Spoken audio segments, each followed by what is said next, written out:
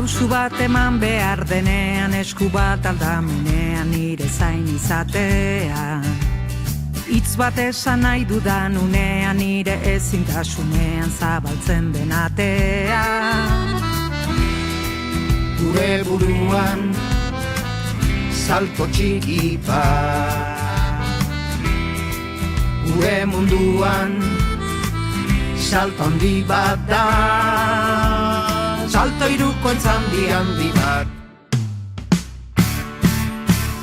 Zure pausu bakoitzak gu guztiontzat pausu bat, bizitza anitzoitzazut, zuk emandako pausu bat.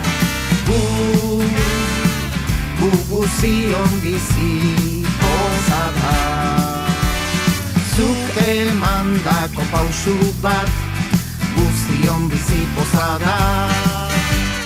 Bakarrik ez zaudela bidean, ez zurean, ez nirean sentitzen dutzunean. Orain zurean, bihar nirean, izan liteke nirean bustitzen zarenean. Gure buruan salto txiki bat, gure munduan salto handi bat da, salto hirukoitz handi bat. Zure pausu bakoitzak gu guztiontzat pausu bat, bizitza anitzoitzazut, zuk emandako pausu bat. Gu guzion bizi poza da, zuk emandako pausu bat, guzion bizi poza da.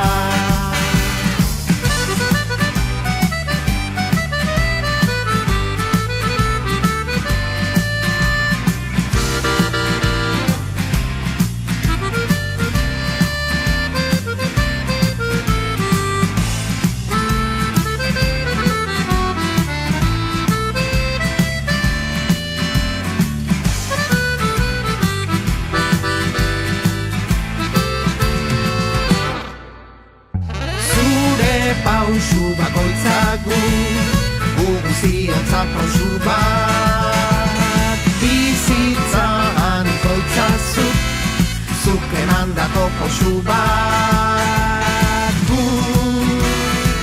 Gu guzion bizi poza da, zuk emandako pausu bat, guzion bizi poza da. Guzion bizi poza da. Askotan, behar izan arte, etzera konturatzen ze garrantzitsua den ondoan norbait izatea, benga, aldezu esango dizuna. Edo emaidazu eskua eta jeiki esango dizuna. Edo, benga, beste behin. Edo begira, asko gara, ez zaude bakarrik.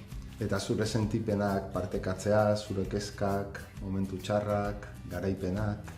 Horregatik oso garrantzitsua da esklerosiaren eta adekiren berri zabaltzea. Bakarrik ez zaudela jakin eta asko garela laguntzeko prest gaudenak jakitea.